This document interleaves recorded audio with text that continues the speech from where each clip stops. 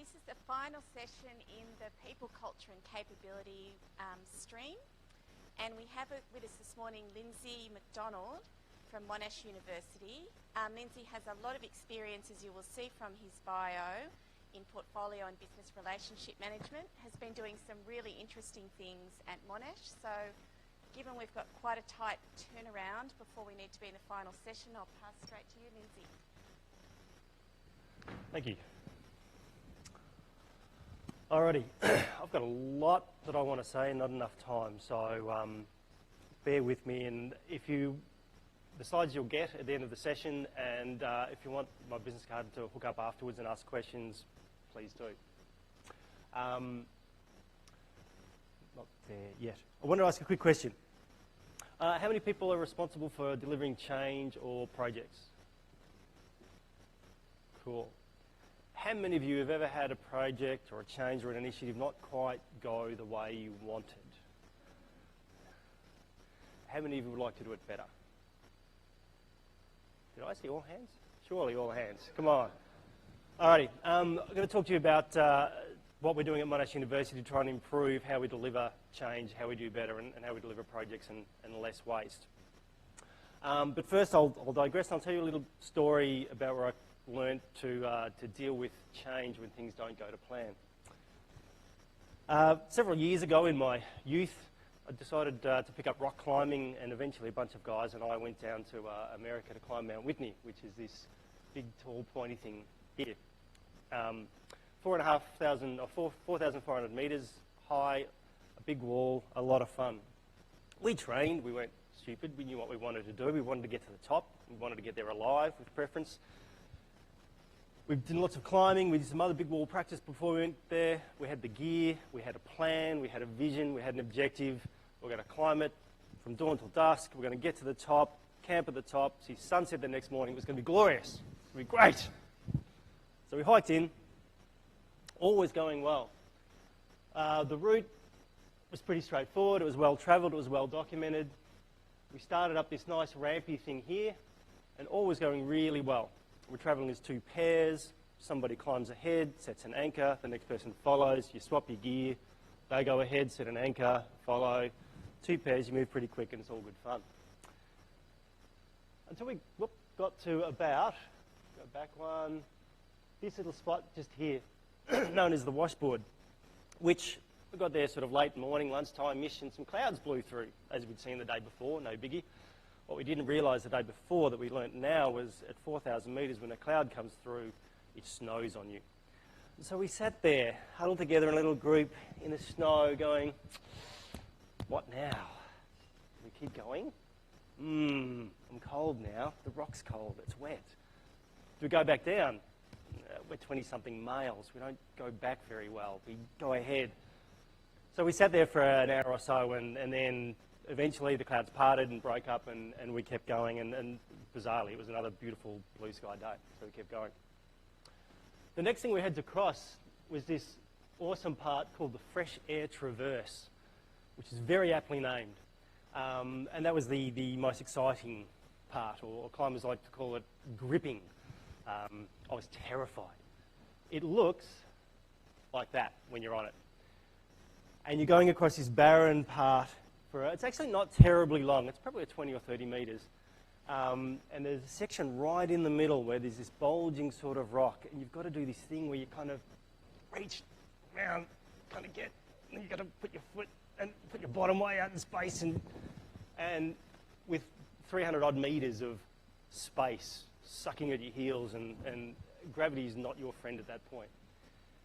So we made it across that and grovelled our way around and kept going. But unfortunately, because of our snowy experience and the speed at which we did the exciting part, which wasn't as fast as we thought we would, we got to about, where am I? I don't know if you can even see this dot, but around about here on halfway up this grand staircase when night fell. And that made it even more interesting. So now it's dark, we're still cold, we're very tired, we've been going all day, we're getting pretty low on water, and we've still got a long way to go. Now, the top's supposed to be quite easy, but night, dark, cold, tired, it became quite complicated. So we stayed roped up and we took our time and we were careful, but that took even longer. We're now climbing as a party of 4. One person leads, next person, next person, next person follow, swap gear, and then go, so you're twice as slow. We kept going. Fortunately, nothing else went not to plan, pear-shaped, whatever. And we got to the top. It was about 2 in the morning. We were very cold and very tired, but very happy to get to the top. And fortunately, the sunrise the next morning was, in fact, glorious. It was awesome. It was really good. But we learned a lot from that. I didn't realise at the time, but a lot about adversity, a lot about change, and a lot about accepting you can't control what's going to happen to you. You'll start with a plan. You'll start with a really good objective. You'll know your journey. You'll be prepared. You'll have all the tools at your disposal. But you can't control what's going to happen, and you have to adapt. If you don't adapt, in this case, there's a long way to fall down if something went wrong. I want to translate this a little bit into the world we live in universities. There's a lot of factors outside of your control, probably more out of your control than in your control, about trying to make change in your university and trying to bring value. I'm going to talk quickly about what we're doing at Monash University in terms of changing the way we work, changing the way we adapt to change, and changing the way we embrace change to try and bring more value and be more effective in what we do. I'm going to skip through quite a few slides here, so feel free to grab me for questions later, but I'll try and move reasonably quick. Why do we fail? Why do we fail? There's lots of reasons. I'll go through a few. Bit of data, so it's not all just anecdotal, but 2012, McKinsey and Oxford University did a study of, was it 5,500 big projects, multi-million-dollar, multi-year projects, big projects by big companies who aren't dumb, who've done this before, who really should know better. They found that almost half of them went over budget. That's a lot of money. For every year a project ran, it was 15% more likely to overrun. And the killer for me is that just over half of them did not deliver the value that was expected. That's 2,500 projects. That's a lot of money. That's a lot of people. It's a lot of time. It's a lot of FTE. And it's a lot of disgruntled customers. So there is a lot of scope to do better. How do projects succeed? What they discovered was if you focus on strategy, stakeholders and objectives, understanding technical and business constraints, looking at very short delivery cycles and learning and reacting and changing accordingly, and aligning the teams so they're all working to the same goal and the same objective. They were the projects that were successful. And the first two were the most influential factors. At Monash, we've been focusing on the relationships we have with our business partners, being faculty and central divisions, the value of what we do for those business partners. So not what IT delivers, what is the value that the business gets? That's the critical thing. It doesn't matter what we deliver. How many of you ever delivered a project that wasn't 100% adopted or 100% used? We're good at doing gold-plated shelfware. We do it really, really well. We can spend a lot of money doing it. The only thing that's going to be of any real value is what gets used by the business effectively. And iterative delivery. I'm going to talk a little bit about Agile later. How many people are familiar with Agile? How many people are Agile zealots? Good. Oh, no. Okay. If you're an Agile zealot, you can lynch me later because I'm going to be very loose with my term Agile. Relationships. It's all about the business relationship. Your relationship with the business will help you understand who they are, what they want, where they're going. You'll earn trust. You'll get to collaborate. And if you do that well, you'll converge. And by that I mean it's not the business folk and the IT team serving them in a servant-master relationship or a client relationship. You'll become one team. You'll converge. You'll have the same outcomes. That's the target. You do that, you'll have the same objectives, you'll be measured by the same outcomes, and you're going to achieve a lot more value. There's no fence to pass things across anymore. What happens when you don't manage relationships well? We've introduced business relationship management as a practice at Monash University. I are one. The concept being that my role and the role of the team at Monash is to help the business leverage IT, whatever capabilities they need, but it's about the business achieving their strategies and KPIs. That's the entire focus. It's not IT doing Prince 2 more effectively or doing release management more effectively. What's the outcome of all of that? Our job is to focus on the demand coming in, understanding it, hopefully shaping it, looking at opportunities, either inside IT to do better, within business to help them align or help them understand where they need to go, and to particularly look at value leakage, which I think is a very useful frame, which we'll get to a little bit later. What do? We try and understand both our business folk and our IT context. We try to form that partnership with the business. It's not an order taker, it's not a client. We try to be in there with them and share their values. And we need to influence, and influence is the key. You have no authority on the business side. If you're from IT and it's anything like most universities, you've got no credibility. It is a hard journey, but you've got to work towards that. There is a professional practice for business relationship managers, which I'd like to mention. We've hooked in with these guys. It's out of America. They've got a body of knowledge, as most groups do. They've got a very good online community that have lots of help questions and things like that, some tools, some techniques. So if this is of interest to you, then have a look at that. So it's about 100 and something US a year to join. Quite useful. It's helped us get stood up. They have annual conferences and certification training. It's quite good. They have a maturity model, as everybody does. What we find is most universities are down here at around about level 2. You're an order taker, which means the business will come to you when they need to, or they have to. But generally, they'll be really happy if you just stay the hell out of their way while they get their job done. They'll come to you when they have to. We really need to be at the top of that strategic partnership. At an organisational level, the amount of cash that your institution will pour into IT overall is non-trivial. The amount of return they're getting on that investment is the key question mark.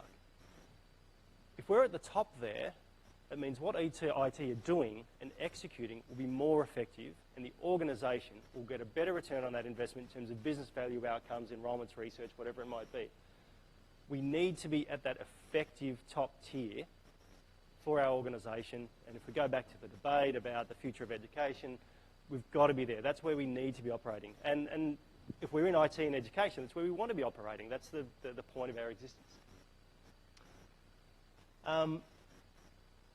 We need to establish shared vision with the business. Where do they want to go? Understand what they need to do to get there. The incentives, or the initiatives, sorry, that'll help them build that capability and help them with the change about getting there. At Monash, we've had more project success. We've got much better engagement with our business partners now. They still don't all trust us and give us warm hugs in the morning when we get there, but they're getting more accepting. They're more accepting of when things have to change. Their risk tolerance is improving. It is more effective. I'll move ahead to business value. A good definition of business value is that anything that the customer is willing to pay for.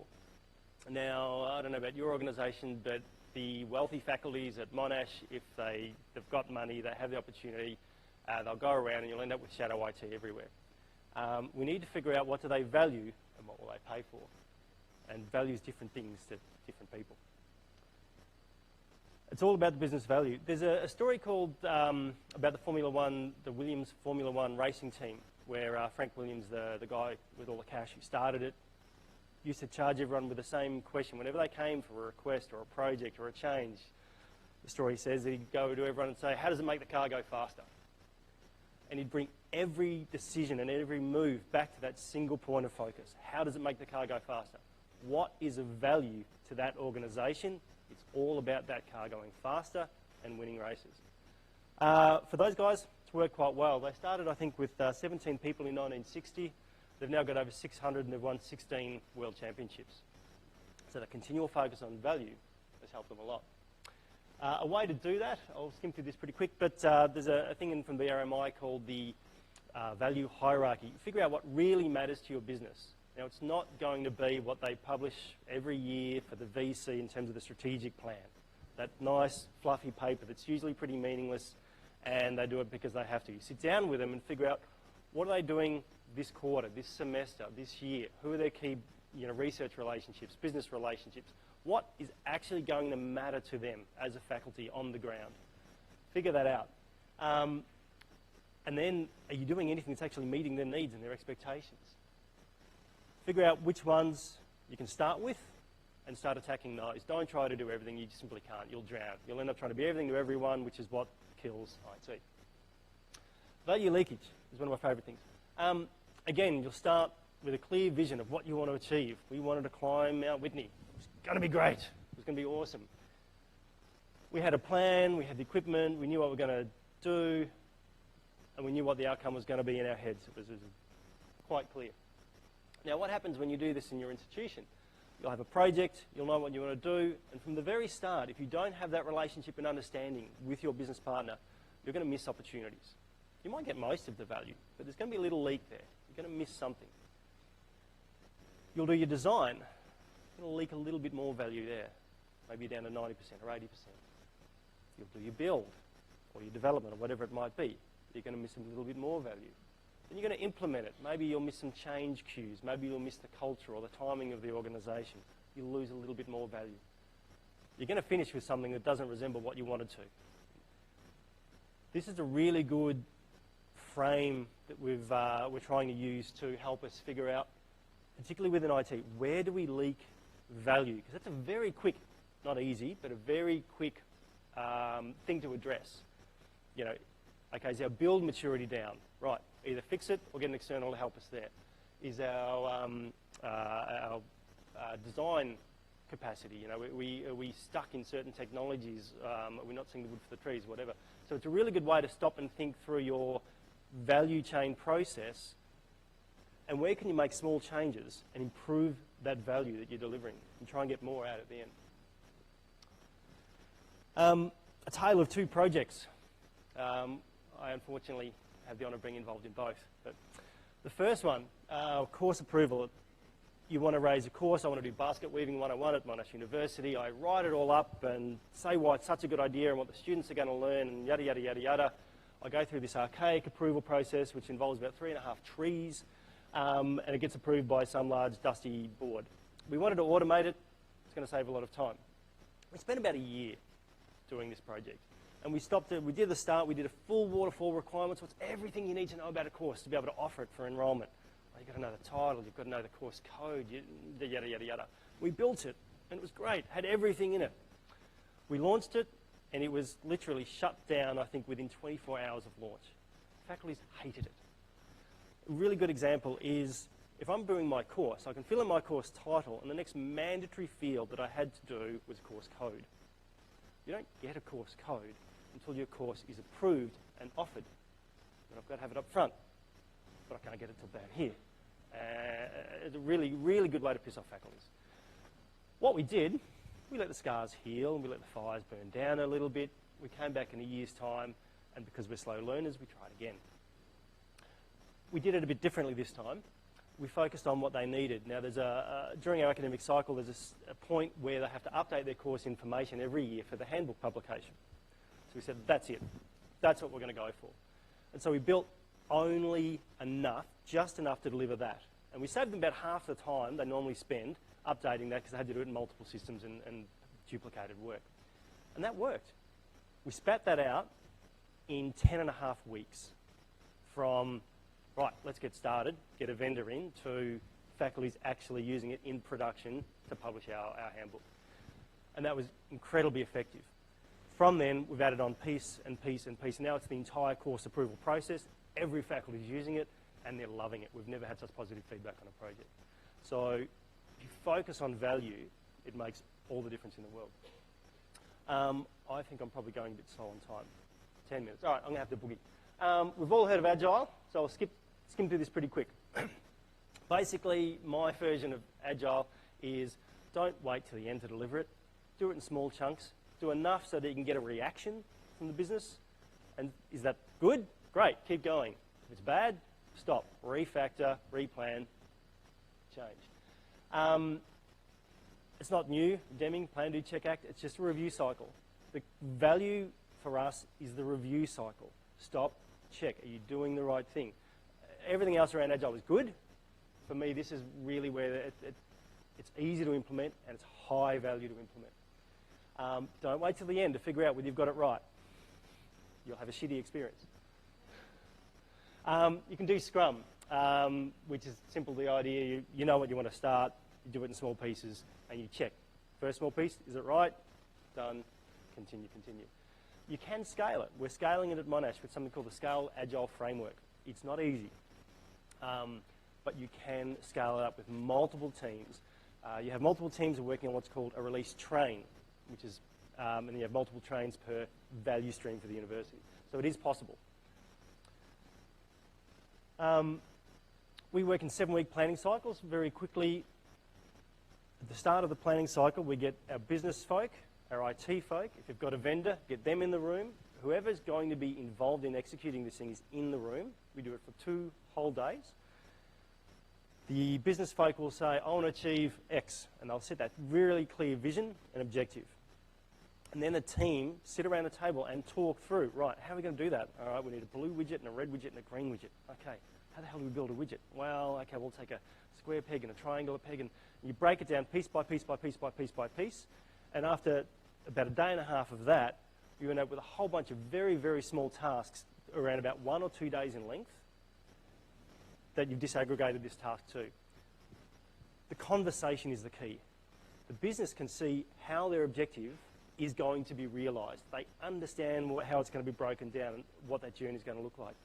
The IT folk actually have a good understanding of what the point of the exercise is, what's the business outcome, and they understand why they're doing each of these bits, and they make those decisions as they're breaking that down to make sure it's effective and you're not going to do anything that's not going to be used.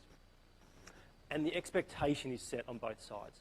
You know where you're going, you know what the journey is. Now, it doesn't always work, things change. So we do 2-week sprints. 2 weeks of work, stop, check. Have we learned anything? Has anything changed? And you do 3 of those, and then you have a week of adaptation, where you stop, you check, how do we go in that 7 weeks? Is there anything we need to think about the way we're working? Then you do your next 2 days of planning, repeat, repeat, repeat. And it's working exceptionally well. We have much stronger engagement with the business. One of the big tricks are, and getting started is really hard. You'll go to your business sponsor and you'll say, cool, we'll do your project for you. They go, good, how much is it going to cost? Well, we can talk about that, but what I need you for 2 days, 9 to 5, 2 days. Are you in with that? And the instant reaction is no. Sod off, I'm busy, I've got a calendar. You schedule it out, you work on it, you find a gap, and you've got to find somebody who's really emotionally wedded. Your starting point is somebody who's really, it's got to be their baby. Somebody who will commit that time. Once you get the first person to do it, you're on the road. They will commit to it, they will love it, it will work, and then you get them to showcase to the rest of the organisation, particularly if you can get some exec involved. It does work, and we're getting that exec growth and embracing of the process. You get to do fancy sprint walls. It looks really cool. You can pretend you're really, really busy. You get a team space that looks like this. There's a whole bunch in here that I was going to explain, but I haven't got time for. But the back wall is the entire vision, and there's a bit of a gap between the cards at the top. That was the minimum viable product. That's what they're going to deliver. But the business owned all the cards on that wall that aren't going to get delivered. They made that call. There's no mis-expectation. There's no disappointment. They decided, in the time I've got and the money I've got, I want that. If we get extra, fabulous. But they own the decision, and that's the key difference. All right, summary. I'm going to motor. Relationships, value, iterative delivery. What's worked for us? Regularly meet your business folk in their space. Change your language. They're partners. You're delivering business value.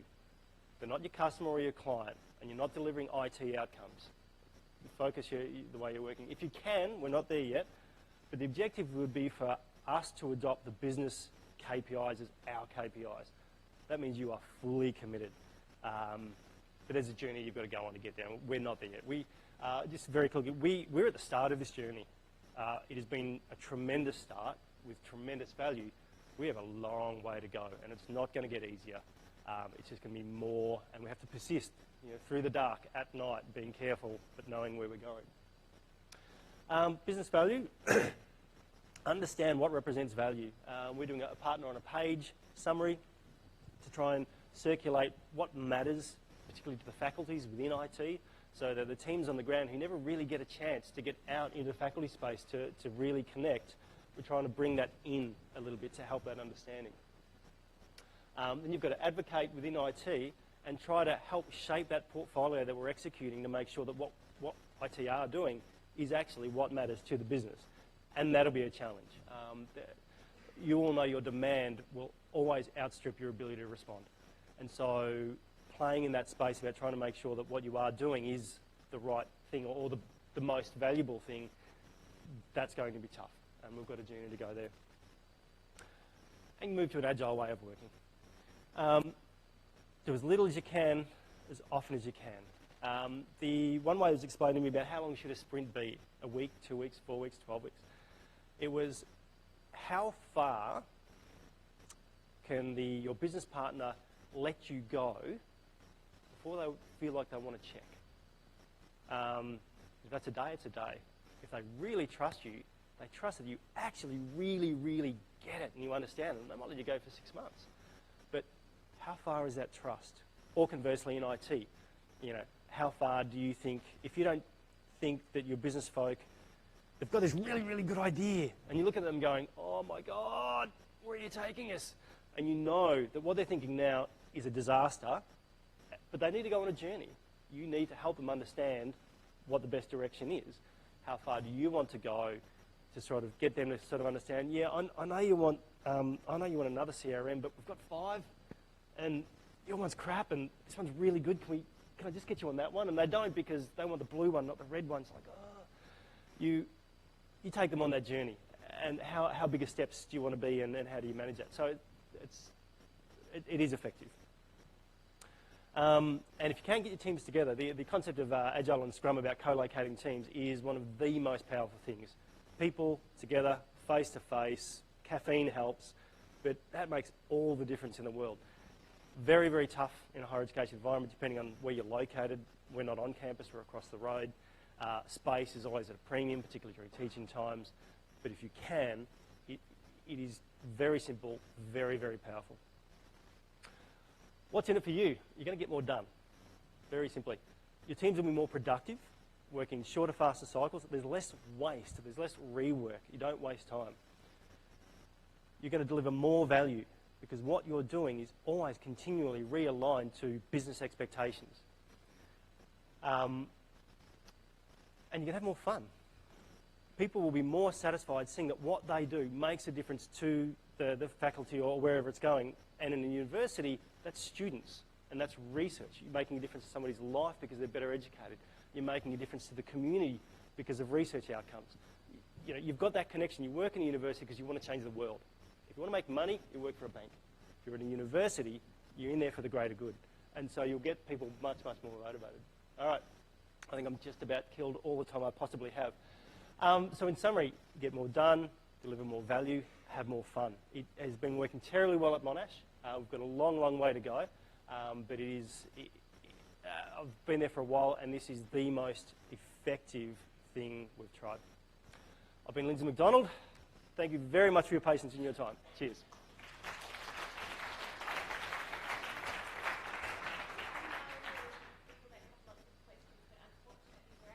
And it is the wrap-up session. So I'm going to suggest people take down Lindsay's details so you can contact him afterwards. But join me. That was fantastic. Thank you. Sorry.